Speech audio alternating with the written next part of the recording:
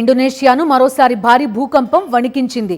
ఫ్లోరెస్ ద్వీపం సమీపంలో 7.7 తీవ్రతతో సంభవించిన భూకంపం విధ్వంసం సృష్టించింది. భవనాలు కుప్పకూలిపోగా శిథిలాల కింద చిక్కుకుని ఇప్పటి వరకు 47 మంది ప్రాణాలు కోల్పోయారు. వందలాది మంది గాయపడ్డారు. అధికారులు సునామీ హెచ్చరిక జారీ చేశారు. 8 అడుగుల మేర అలలు ఎగసిపడే ప్రమాదం ఉందనే వార్నింగ్తో తీర ప్రాంత ప్రజలు ఎత్తైన ప్రదేశాలకు తరలి వెళ్లారు. ఇది జరిగిన గంటల వ్యవధిలోనే 6.8 తీవ్రతతో సమత్రా దీవుల్లో మరో భూకంపం సంభవించింది. ఇండోనేషియాలోని ఫ్లోరెస్ ప్రాంతాన్ని భారీ భూకంపం కుదిపేసింది. స్థానిక కాలమానం ప్రకారం ఉదయం 5:58 7.7 తీవ్రతతో భూకంపం సంభవించింది. ఈస్ట్ నుసా టెంగారా ప్రావిన్స్ లోని ఎండే నగరానికి 68 కిలోమీటర్ల దూరంలో కేవలం 10 కిలోమీటర్ల లోతులో భూకంప కేంద్రం ఉన్నట్లు యుఎస్ జియోలాజికల్ సర్వే వెల్లడించింది. ప్రకంపనలు చాలా బలంగా ఉండడంతో ప్రజలు భయంతో పరుగులు తీశారు. భూకంపం ధాటికి అనేక భవనాలు, ఇళ్లు దెబ్బతిన్నాయి. సోషల్ మీడియాలో వైరల్ అవుతోన్న వీడియోలో భవనాలు కూలిపోతూ ఉండడం, ప్రజలు భయంతో పరుగులు తీస్తుండడం కనిపించింది.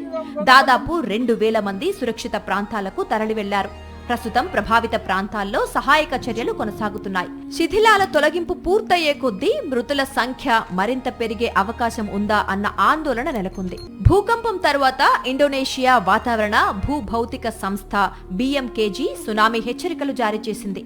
ఫ్లోరెస్ ఉత్తర తీరం, దక్షిణ ప్రాంతాలు, సమీప దీవుల్లోని ప్రజలు వెంటనే ఎత్తైన ప్రాంతాలకు తరలి వెళ్లాలని అధికారులు సూచించారు. కొద్దిసేపటి తర్వాత సునామీ హెచ్చరికను ఉపసంహరించినప్పటికీ అప్రమత్తంగా ఉండాలని ప్రజలకు స్పష్టం చేశారు. ఇండోనేషియాలో భూకంపాలు కొత్త కాదు. పసిఫిక్ రింగ్ ఆఫ్ ఫైర్ జోన్లో ఉన్న ఈ ద్వీప దేశంలో తరచూ భూకంపాలు సంభవిస్తూ ఉంటాయి. 1992లో ఫ్లోరెస్ సమీపంలో 7 తీవ్రతతో వచ్చిన భూకంపం సునామీకి దారితీసింది. ఆ ఘటనలో సుమారు 2,500 మంది ప్రాణాలు కోల్పోయారు.